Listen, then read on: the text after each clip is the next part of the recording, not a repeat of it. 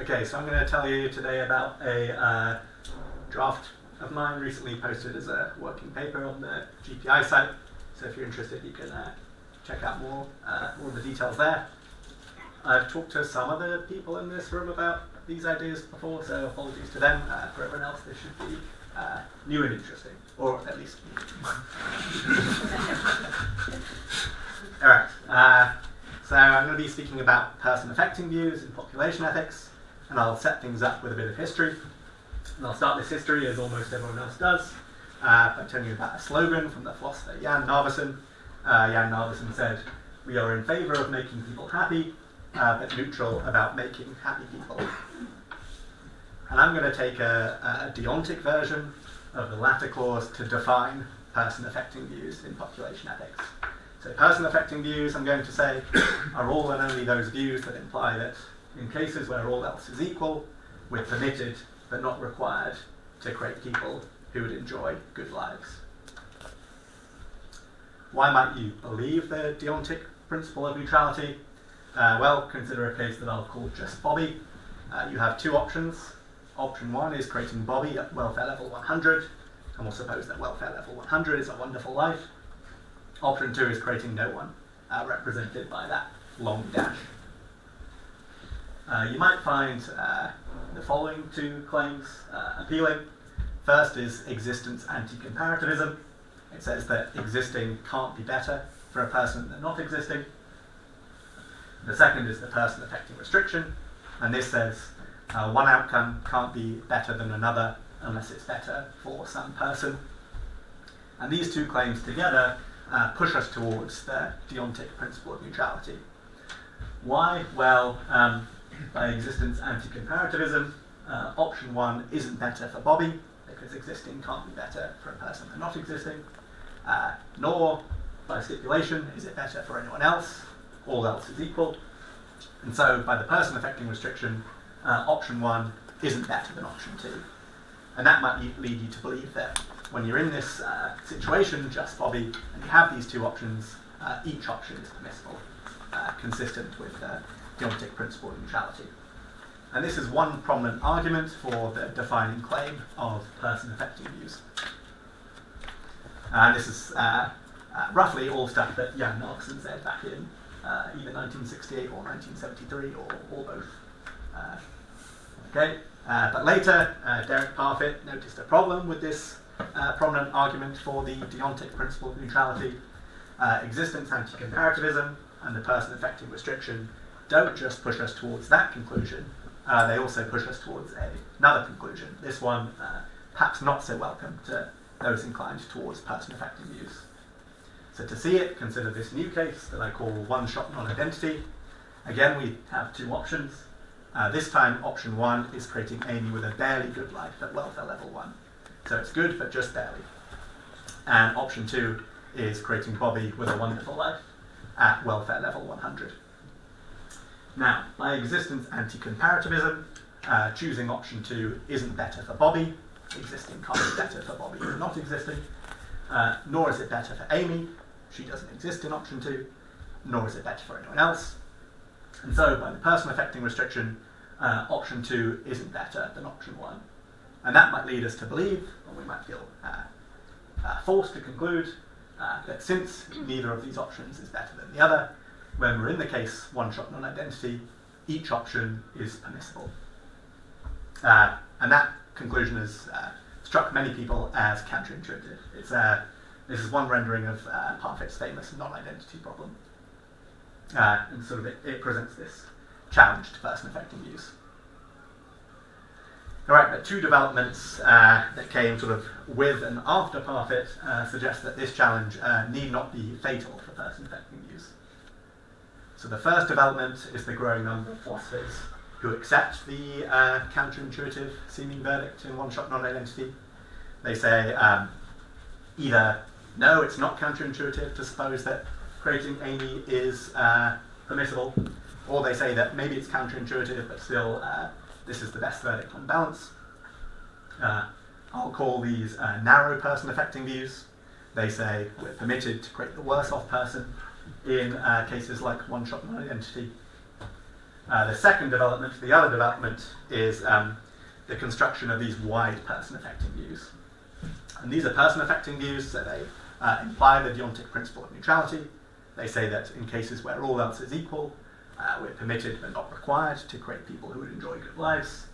But they also find some way of avoiding the counterintuitive seeming verdict in one-shot non-identity. So they say we're required to create Bobby. We're required to create the better off person in cases like this. So yeah, quick recap. So Jan Narveson, deontic principle of neutrality, prominent argument for that principle, non-identity problem, perhaps not such a problem, two developments. Now I'm going to try present a problem for each of those developments. This is the titular non-identity dilemma. And I'm going to say that narrow person-affecting views run into trouble in a case that I call expanded non-identity. I'm going to say that, or I'm going to argue that they must say at least one of three implausible things in that case. And then I'm going to argue that wide person-affecting views have trouble with sequential choice. In a case that I call two-shot non-identity, they seem to make permissibility depend on morally irrelevant factors. And now, before we get into it, plausible practical upshot of my argument. This workshop is about the long-term future, so let's make it relevant to the long-term future. There's some risk that humanity goes extinct this century, and it's widely agreed that in the interests of existing people, there's some reason to reduce this risk. But if person-affecting views are false, then it seems some non-person-affecting view in population ethics must be true. And many of these non-person-affecting views imply that the prospect of happy future generations gives us additional reason to reduce the risk of human extinction this century. And since humanity's future could well be long, many of these views imply that this additional reason to reduce the risk of human extinction is going to be strong. So plausibly, we individuals and our government should be doing more to reduce the risk of human extinction this century. Okay, now let's get into the argument. Dilemma for person-affecting views. One problem for narrow views, one problem for wide views. We'll start with narrow views. And remember that these are the person-affecting views that say that we're permitted to create the worse off person in cases like one-shot non-identity. So just hopefully get rid of the temperature warning. Okay, thank you.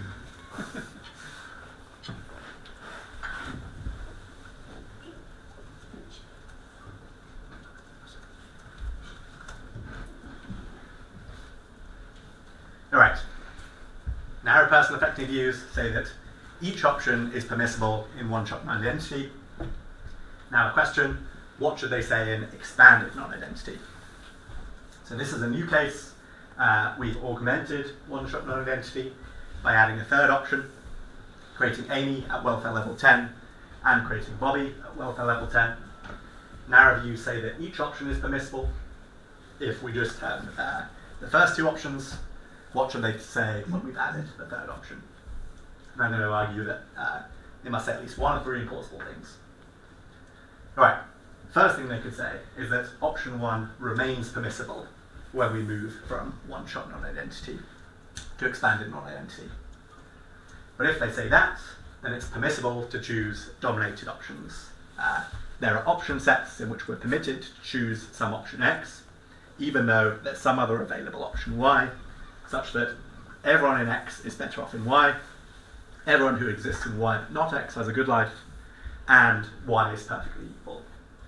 Why is this implied if we say that option 1 remains permissible? Well, option 1 is dominated by option 3.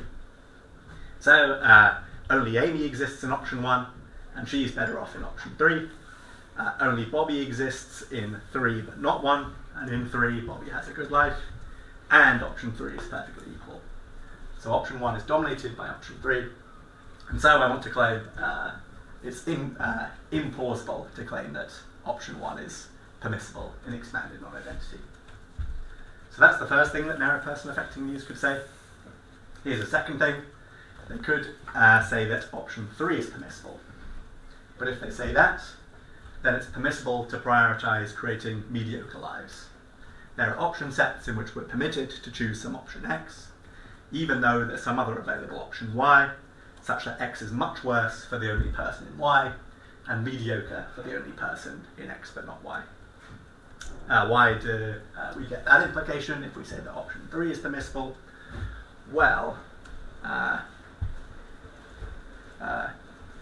Bobby is much better off in option 2. If we choose option 3, we make things much worse for Bobby. And option 3 only adds Amy at this mediocre welfare level 10. It's like pretty good, but it's not that good. So it seems implausible to claim that option 3 is permissible, because it's implausible to think that it's permissible to prioritize creating mediocre lives. One more thing to note here is that the verdict that option 3 is permissible would seem like an especially strange verdict for a person-affecting view. So one common objection to non-person-affecting views in population ethics is that they'll sometimes countenance making particular people worse off in order to create more people. But if our narrow person-affecting view says that option 3 is permissible in expanded non-identity, it would be extremely permissive about making particular people worse off in order to create more people. So the total view even wouldn't permit option 3, but so you think advocates of person-affecting views certainly won't want to permit option 3. Alright, so that's the second thing that person-affecting views could say. Now we can complete the trilemma. So if it's not the case that option 1 is permissible in expanded non-identity, and it's not the case that option 3 is permissible in expanded non-identity, it must be that only option 2 is permissible. But if only option 2 is permissible, the narrow person-affecting views imply losers can dislodge winners. Adding some option X to an option set can make it wrong to choose a previously permissible option Y, even though choosing X is itself wrong in the resulting option set. And that's because narrow person-affecting views say each of options 1 and 2 is permissible in one-shot non-identity. So if it's the case that only option 2 is permissible in expanded non-identity, adding option 3 to our option set has made it wrong to choose option 1, even though choosing option 3 is wrong in the resulting option set. And that's a peculiar seeming implication. It's a deontic version of this old anecdote about the philosopher Sidney Morgenbesser. Here's how that story goes. Morgenbesser sits down for a slice of pie in a restaurant, and initially the waiter offers him a choice between apple and blueberry, and Morgenbesser chooses the apple. The waiter returns to say that he'd made a mistake, and that cherry pie is also available, to which Morgenbesser replies, "Oh, in that case, I'll have the blueberry." This is a strange pattern of preferences. I think it's even stranger in our deontic case. So imagine instead that the waiter is offering Morgenbesser the options in expanded non-identity in a very unusual restaurant. Initially, there were choices between options 1 and 2, and Morgenbesser permissibly opts for option 1. The waiter returns, he made a mistake. Option 3 is also available, to which Morgenbesser, it seems, must reply, "Oh, in that case, I'm morally required to switch to option 2. Yeah, it seems like a very strange pattern of verdicts. And so I claim losers can dislodge winners is another implausible implication. Alright, but now we've completed the trilemma for narrow person-affecting views. Expanded non-identity, 3 options, 3 things that narrow person-affecting views could say. If they say that option 1 is permissible, these views imply permissible to choose dominated options. If they say that option 3 is permissible, these views imply permissible to prioritize creating mediocre lives. But if they say that only option 2 is permissible, then these views imply losers can dislodge winners. So that's my trilemma for narrow person-affecting views. Now let's move on to the other horn of the dilemma for person-affecting views as a whole. So now we're going to look at wide person-affecting views and how they seem to make permissibility depend on morally irrelevant factors. Alright, so recall that wide person-affecting views come to a different verdict in one-shot non-identity. They say that in one-shot non-identity, we're required to choose option 2, we're required to create Bobby. And this means that wide person-affecting views can avoid the trilemma for narrow person-affecting views. They can say that only option 2 is permissible in expanded non-identity, without implying losers can dislodge winners. But we're now going to see a problem for wide person-affecting views. So recall that these are person-affecting views. So they say that in cases where all else is equal, we're permitted but not required to create people who would enjoy good lives. And that means they imply that each option is permissible in just Amy and in just Bobby. So in just Amy, to recap, two options. Option 1, creating Amy with a barely good life at welfare level 1. The long dash means creating no one. Just Bobby, creating Bobby with a wonderful life at welfare level 100. The long dash means creating no one. Wide person affecting views say if you face either of these cases, each option is permissible. But now suppose that we face these choices one after the other, in the case that we can call two-shot non-identity. So in two-shot non-identity, we make a choice in just Amy, we lock that choice in, and then we move on to just Bobby. And suppose that we first choose to create Amy in just Amy, and then we decline to create Bobby in just Bobby. Well, in that case, we've done something with effects on Amy and Bobby equivalent to the effects of choosing option 1 in one-shot non-identity. And wide person affecting views say it's impermissible to choose option 1 in one-shot non-identity. So what should they say about our course of action in two-shot non-identity? First creating Amy at welfare level 1, and then declining to create Bobby, who would have enjoyed a good, wonderful life at welfare level 100. Well, here's two things they could say. First, they could say, we're always permitted to create Amy, and to later decline to create Bobby in two-shot non-identity, no matter how we fill in the other details of the case. Or they could say, we're never permitted to create Amy, and to later decline to create Bobby in two-shot non-identity, no matter how we fill in the other details of the case. So I'm going to present problems for both of these views, then I'm going to consider views that chart a course in between them, saying whether we're permitted to do this course of action is going to depend on how we fill in the other details of the case. Alright, so here's a problem for permissive wide views. Suppose that the existence of Amy and Bobby is going to be determined by the positions of two levers. The case is two-shot non-identity, so if we leave the first lever up, Amy's not going to be created. If we pull it down, she's going to be created at welfare level 1. If we leave the second lever up, Bobby's going to be created at welfare level 100. If we pull it down, he won't be created. Two-shot non-identity, so what happens is we first decide whether or not to pull the first lever, we lock that choice in, and then we move on to the second lever. And permissive wide views imply that we're permitted to pull the first lever, thereby creating Amy at welfare level 1, and then we're permitted to pull the second lever, thereby declining to create Bobby. But now suppose that someone lashes the two levers together, that our only options are pulling both or pulling neither. Well, in that case, our situation has been transformed into one-shot non-identity, and wide views imply that pulling both levers is wrong. So permissive wide views make permissibility depend on this morally irrelevancy factor of whether the levers are lashed together or not. If they're not tied together, we can pull both and we're just fine. If they are tied together, we can't pull them. But it seems implausible for what you're permitted to do to depend on whether or not two levers are tied together. Alright, so there's a problem for permissive wide views. Now let's consider restrictive wide views. So remember, these say that we're never permitted to create Amy, and to later decline to create Bobby in two-shot non-identity. And these views, I think, also are going to make permissibility depend on factors that seem morally irrelevant.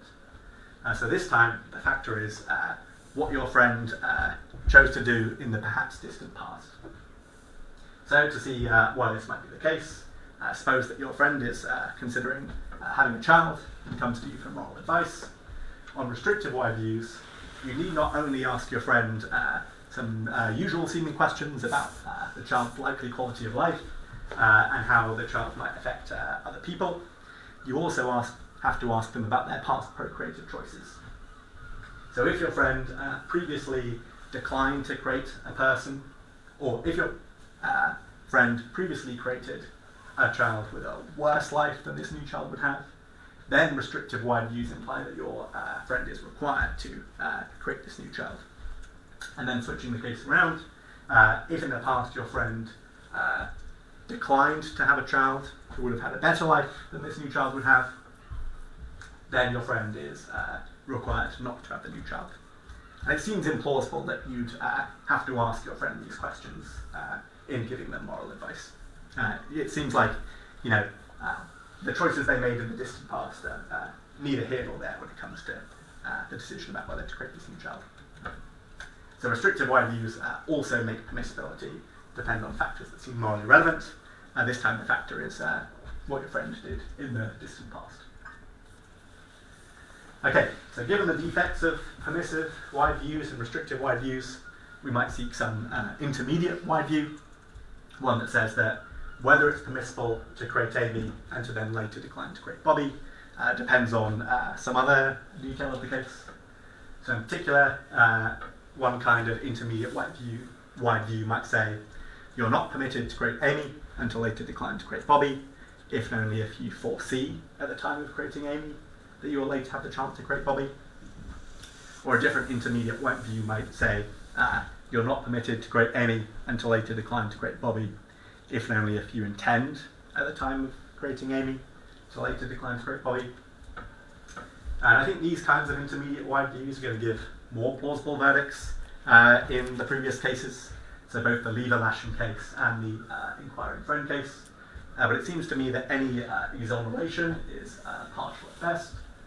So in particular, if we go for this foresight-dependent view, we still get this counterintuitive verdict in inquiring friend, where this time you must ask your friend if they had a worse off child than this new child would have, foreseeing that they'd later have this very opportunity, or whether they declined to have a child who would have had a better life than this new child would have, foreseeing that they would later have this opportunity.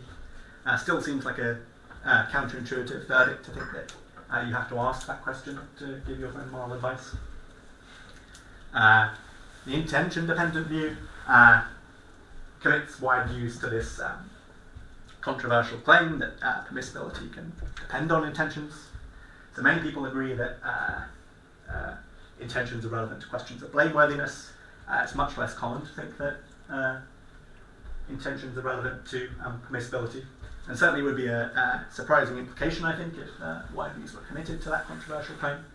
They then have to say that you could have two cases that are identical with respect to the fates of Amy and Bobby, and indeed identical with respect to everything happening outside of the decision maker's own mind, and yet one course of action is permissible and one course of action is impermissible based on what the decision maker was thinking or intending at the time of creating Amy and later declining to create Bobby. And so it seems all wide views are going to make permissibility depend on facts that seem morally irrelevant in some way. The permissive wide views make it depend on lever lashing. The restrictive wide views make it depend on choices in the distant past. And if we try to sort of split the difference, we get these problems for foresight and intention. All right. So there we go. Person affecting views, they've got to come to some verdict in one-shot non-identity. Either they'll say that it's permissible to create the worse off person, or that we're required to create the better off person. They've got to be either narrow or wide. We seem to have a problem for each of these views. So narrow views imply a trilemma in my expanded non-identity case. They must say at least one of three implausible things. Wide views, meanwhile, run into trouble in this two-shot non-identity case. Seems like they make permissibility depend on factors that seem morally irrelevant. And so we have this dilemma for all possible person-affecting views. And if, as I'm inclined to think, that person-affecting views in population ethics are false, then plausibly we should be doing more to ensure that humanity has a long future. Thank you.